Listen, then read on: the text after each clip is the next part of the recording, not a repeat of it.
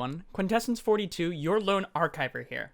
Today, I'd like to talk about boosters, specifically 5 of them, but boosters in general as a concept.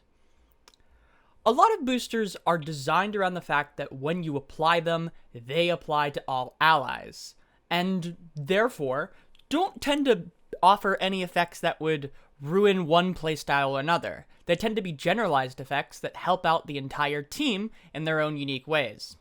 However, because of this, some boosters are a lot better at helping out the entire team than others.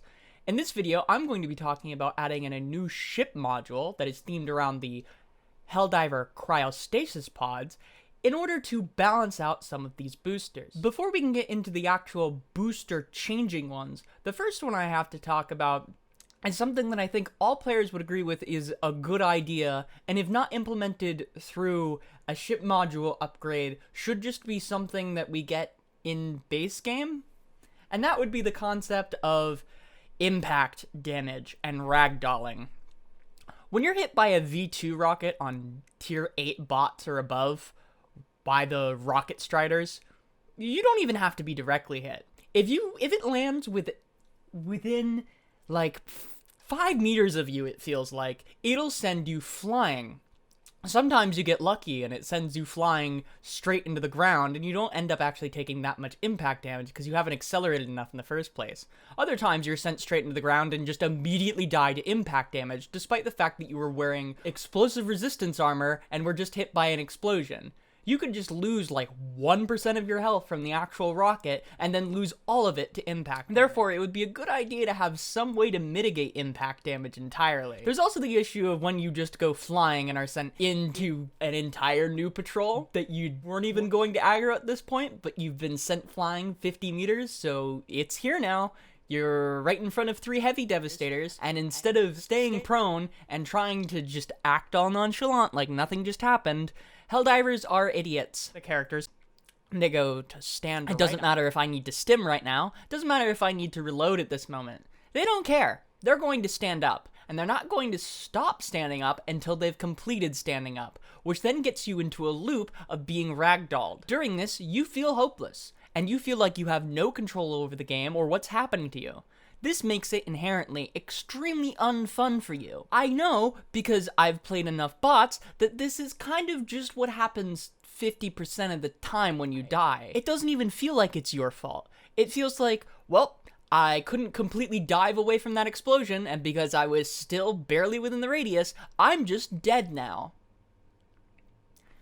The second module I'd like to talk about is one that's more themed around the 2 boosters that I think are the worst at the moment.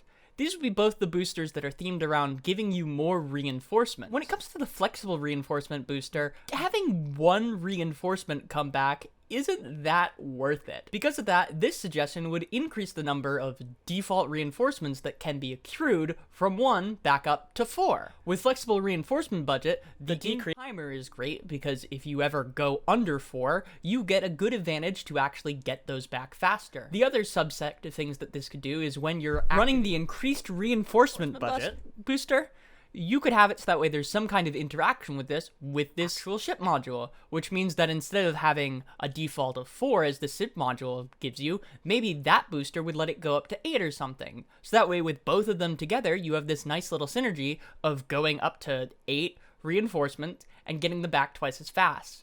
This would also make it more reliable than having Vitality Booster in terms of team survivability, because while Vitality Booster might give you survivability in terms of life to life, what this gives you survivability is in terms of you can respawn more times. Additionally, there's also synergies with that and the Firebomb Hellpods booster, which lets you use Firebomb Hellpods more often by reinforcing teammates more often. You can use that on any Hellpod drop, such as weapons. However, it leads to the problem of weapons have such a long cooldown, and then also Firebomb Hellpod is very easy to blow yourself up with if you're not careful with the fire explosion radius. The third booster is talking about Hellpod space optimization, which is a great booster. Some people would say that it should be enabled by default. I kind of agree with that sort of sentiment. However, I still think that we can have it have a place in the game. Because of that, I'd like to improve Hellpod space optimization to include any support weapon, and additionally make it so that way when resupplying, you get full grenades and stims back, regardless of what armor or grenades you have equipped, because those change how much you get back in terms of going towards full. This makes it so that way Hellpod space optimization is better in terms of doing the kinds of things that other modules can do, of making it so that way you always get the max amount of ammunition for your support weapon, and also support weapons drop in with full ammunition. Meaning so that way it comes to be a more natural place of new players want to take this booster until they have the modules that they can afford to go without. This, I think, is a great dynamic of what boosters should be. Certain scenarios that they are assisting you with. And in this case, the scenario would be new players who don't have all their modules yet to get properly set up. This is good for new players because it gives them an incentive of what to work toward. That way they can diversify their builds. I think that's something that Helldivers in general builds its entire progressive system around. The more you progress through the game, the more diversity of options you get in terms of diversifying your build. You get the recoilless rifle first, which means that you can take care of any heavy target. You then just get different options on how to deal with heavy targets, and options that are better at being versatile. That way you can make more silly decisions later on, by, for example, just deciding to run Commando and EAT rather than one or the other. The fourth module in this whole operation is one that is themed around increasing maximum health and maximum stamina. This doesn't have all of the effects of the Vitality Booster and the Stamina Enhancement Booster, because those affect actual limb health and regeneration of stamina respectively. Or is it efficiency? I don't actually know which one, because on the topic of boosters, none of them tell us exactly what they do in-game, which is really frustrating. They should outline clearly what they do to give players a better sense of choice in picking between the multiple options. Sure, you could leave the vague sort of statements they currently have as a bit of flavor text to give players a general idea of what they do, but there still should be some more hardline stats, that way people can understand what they're actually picking between, especially when they'll be stuck with it for upwards of 40 minutes. Another key interaction with this maximum health and maximum stamina increase is this should be themed around you not wanting to take those boosters. Because of that, unlike the prior statements about the reinforcement-themed boosters, these wouldn't stack with their relatively equipped boosters. If you're running Vitality Booster, all this 25% max health increase just turns into is a 30% maximum health increase. This doesn't decrease the effectiveness of the specific boosters, but decreases their desirability.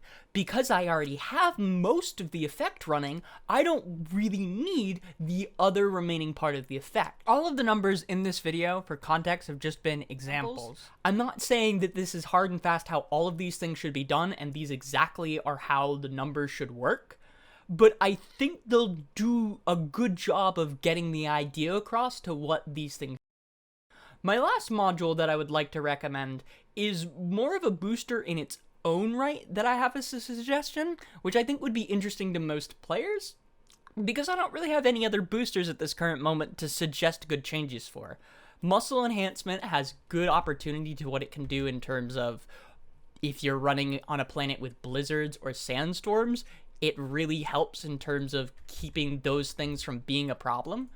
Motivational Shocks is really great for when you don't want to deal with acid slows and hunter spit.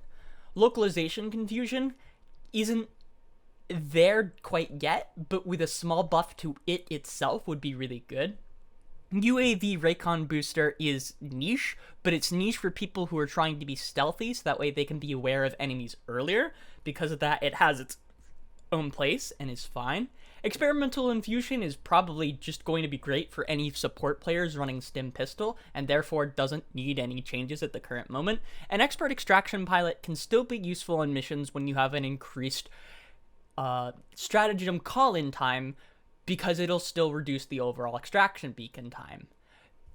With these changes in mind, I think boosters across the board will be more in line with each other, and it'll be more of an actual choice of thinking, what do I want in terms of this versus this? It also should lead to less toxicity you sometimes get at the start of a game, where people are saying, why are you taking that booster? You should be taking this one. Where really that's only necessary when you're doing something like an extraction mission and you have to remind somebody, hey, we don't actually, an eradication mission, and you can say to somebody, hey, we don't have an extraction timer. You don't have to take that one. Also, modifiers, when it comes to the discussion of boosters, should have a closer kinship relationship. I don't just mean modifiers in terms of the planets. I also mean modifiers in terms of operational modifiers. I think that Atmosphere X4 is having a relationship with UAV Recon Booster where you no longer get the bug spores as bad, or complex stratagem plotting having some kind of relationship with another future booster would make a lot of these things more interesting and dynamic.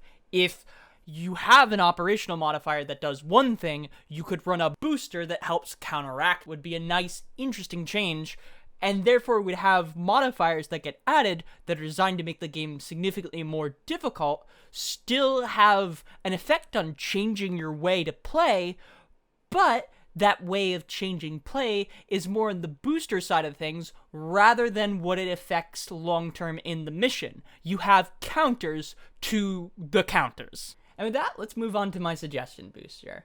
This one is called Stimulant Oxidization, which allows for Helldivers to slowly heal if they haven't been damaged recently.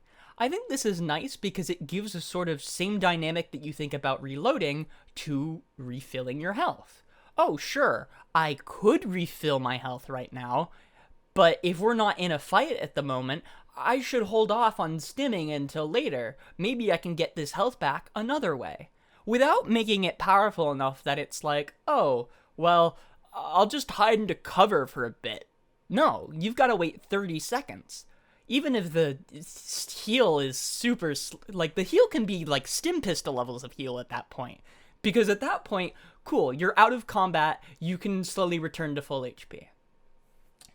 And that's it. Those are my suggestions for boosters. I don't really have much more to say on them at the moment, but I thank you for listening and I thank you for your time. If you have any feedback or comments you can give me directly on this video or the boosters topic I just talked about, feel free to leave a comment. If you liked this video, please give it a like. And with that, I have been Quintessence42, your lone archiver. I hope you enjoyed the new intro video. If you subscribe and stick around, you will be seeing it again. And likewise, I'll be seeing you tomorrow. Arrivederci.